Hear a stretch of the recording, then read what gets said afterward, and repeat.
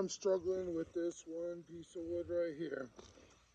I took that log splitter, put it all the way through this thing. It just got jammed. I've just been chopping up the size. It's crazy. I got to keep working at it. But while I'm working at it, I wanted to tell you guys something about how you join the union, how you get into the trades. Some people don't have a very good job. The union's a good job. Get into the trades. Here's how you do it. I remember when I was starting, I wanted to get into becoming an iron worker, right? First of all, you really should know someone. So know someone who's actually already in the union. Ask them to try to vouch for you. Unions, once every certain amount of time, have to open up their rankings. You know, they have to open up membership. They have to allow people to apply to join.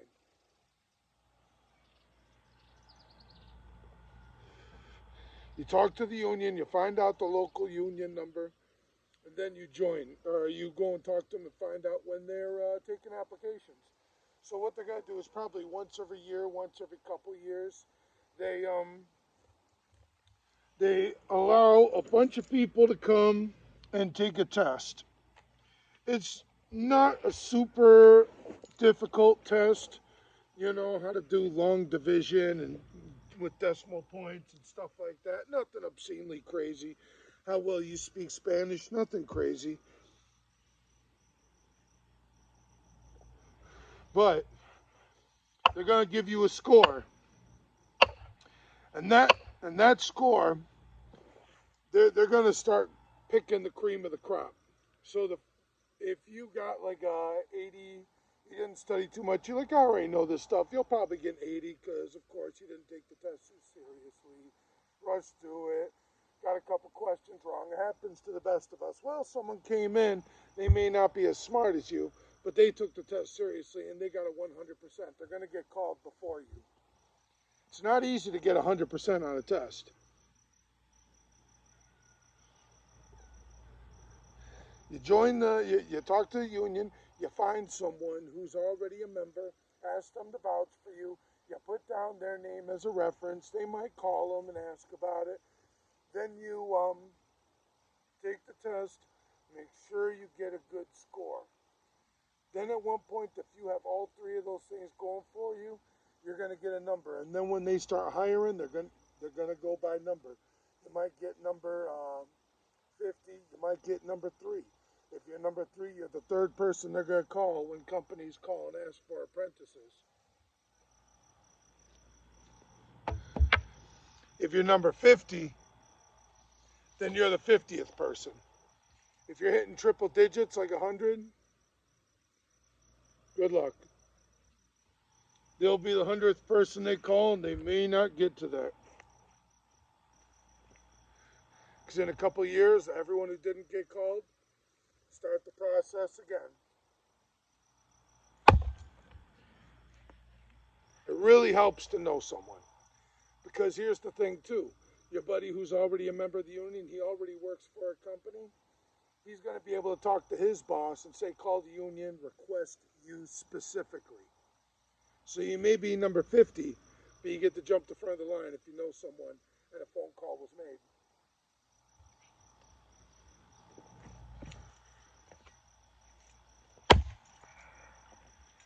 This thing's just being stubborn. You're going to eventually, if you do get called, you're going to be an apprentice. Prepare to work days and nights. You're going to work days earning money and nights going to class. To learn. You're going to have to learn that they'll teach you. They'll pay for your education. But you're going to have to put in the time.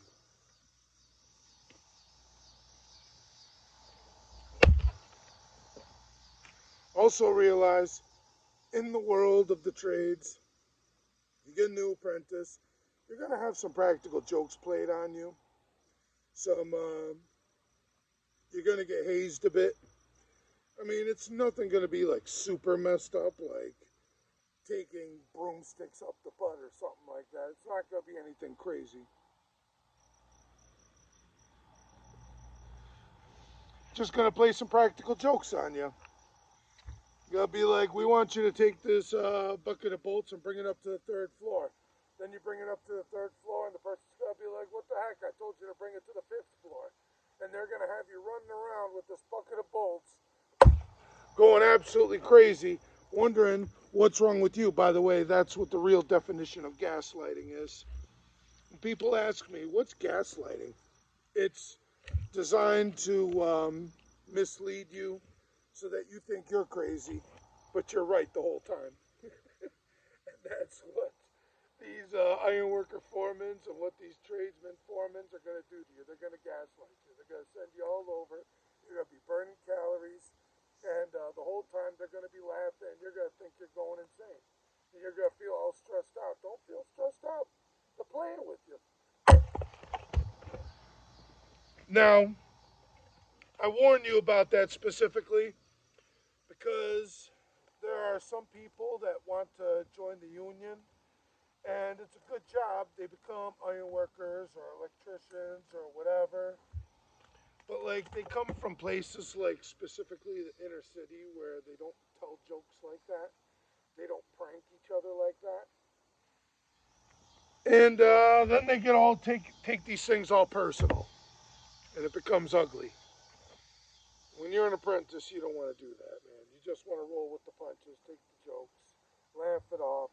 Don't worry. If you're a good apprentice, if you work hard, you're a good apprentice, and you can laugh it off, they're going to respect you a lot more for it. They will. Next thing you know, they're going to be taking time out of their busy schedule to help you learn so that you can be better at the trade that you're getting into. That's what I would tell you. But the trades are definitely a good thing to get into, man. It's a good thing to get into. Now, I also warn you when it comes to the union, you don't get to, negotiate your salary. You don't go to the boss and say, hey, you know what, I think I deserve a raise. You don't do that because your wage is set. You get what you're supposed to get, nothing more, nothing less. That's just how it is. In some ways, that's a great thing. In some ways, it's not such a great thing.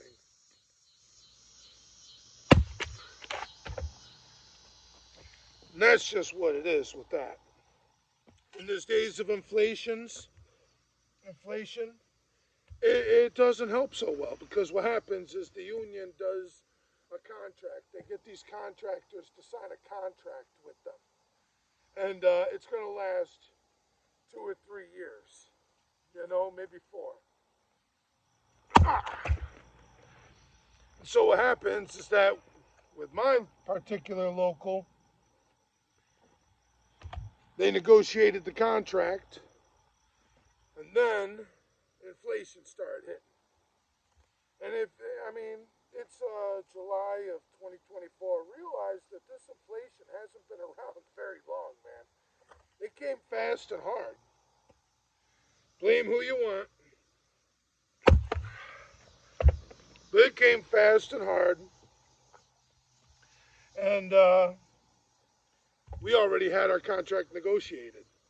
So we were going to get right on schedule our raises when we were supposed to. And so then you hear about inflation going up 8, 10, 11, everything's going up. Your raises aren't going up. They're going up how normally you would expect things to go if there was no inflation. And that's just how it is. Now, if you were a guy and you were like, your union was negotiating like maybe 8 months into the inflationary period, oh, you're good. You're good. But with my particular local, it didn't work out that way. It's no one person's blame. I can't blame my local. I believe they're going to get a real good deal once we start renegotiating again. But as of right now, there is no negotiation.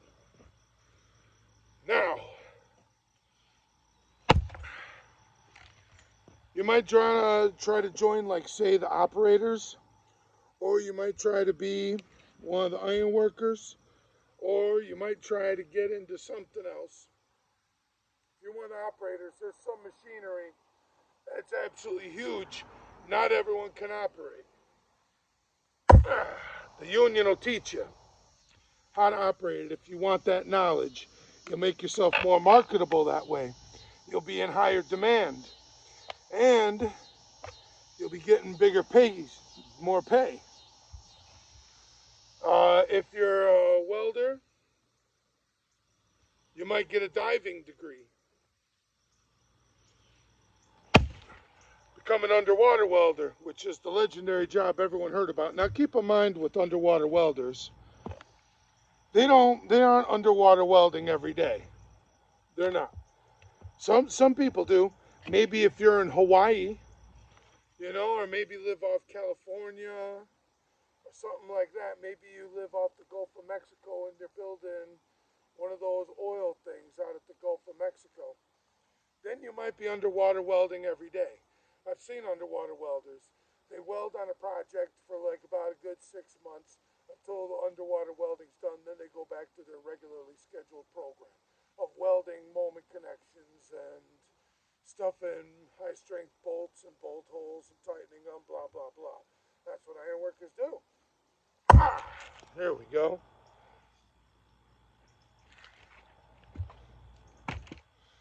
But the trades are good, man, because you get yourself a retirement plan. You have a retirement plan. You have health insurance. I got a family of 5. I'm poor. I'm super poor. Super poor. And so I'm so super poor, but yet my whole family has insurance.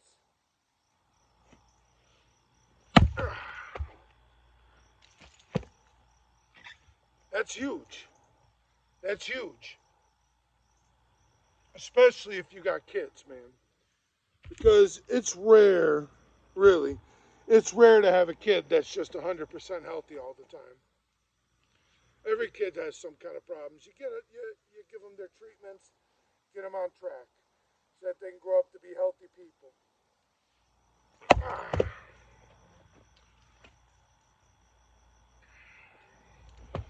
Now, some people, they don't want to go into the union. Fair enough, man.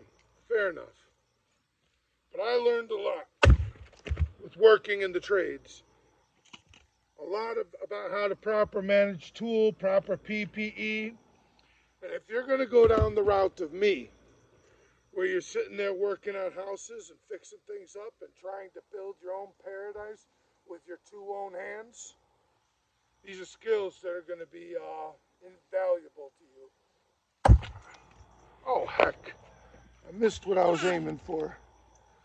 Let's try that one more time. There we go. So yeah, guys, just to give you an idea on whether or not you want to join the trades, what the process is, you can do it. You can do it.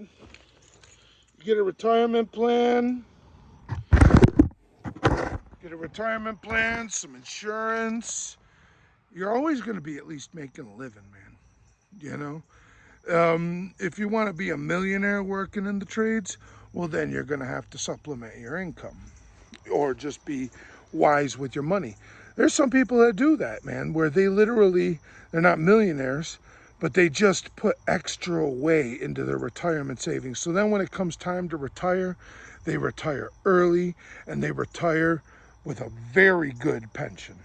And then, I saw a newspaper write an article about this, about how this guy who was working for the city, he makes so much a year and he's only like such and such years old. And isn't this such an abomination?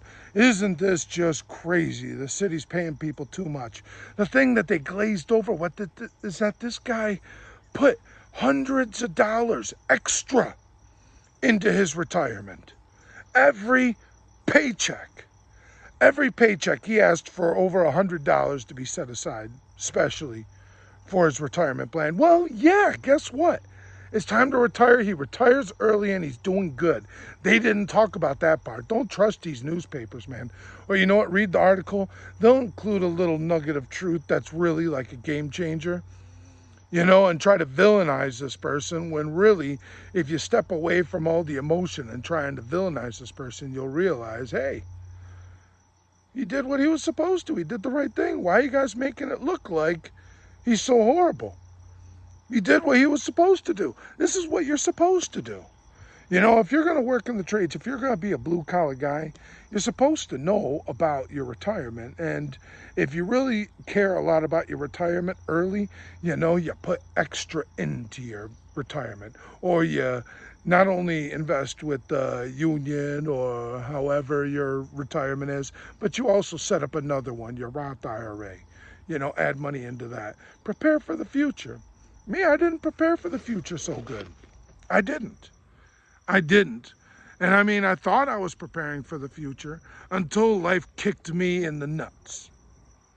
And it happens to everybody. Life's going to kick you in the nuts, man. When life kicks you in the nuts, then what are you going to do? Are you ready for that? I wasn't. I wasn't ready for that. So now I have to go and start really being motivated about what kind of a retirement I have and what kind of inheritance I'm leaving my kids. I have to be very motivated about that. I'm telling you guys this. Please learn. All right, I got myself in this mess, but I'm going to get myself out, and I will retire comfortably because I'm focused. And also, like I said before in previous videos, read a lot of money books on proper money management. How do you invest your money? What should you invest your money in? What's guaranteed payments? You're not going to, I don't know many people that lose money in real estate. It's possible, it's happened to people, but that's the game I'm going to play. You know, so I would suggest that. But like I've also said before in previous videos, there's money all around us. There's money all around us. It's just how do you get that money into your pocket? So now, guys, I've ranted enough. I'm almost at 20 minutes here. Happy Thursday. You know, like, comment, subscribe to my videos, share around the planet, let everyone know, hey, Big John Stud's talking. This is Johnny Shotfoot up in the scene. He's talking. Everyone got to hear this message. Hey, it's advice. You should hear it. You should take it in. So everyone, thumbs up. Talk to you later.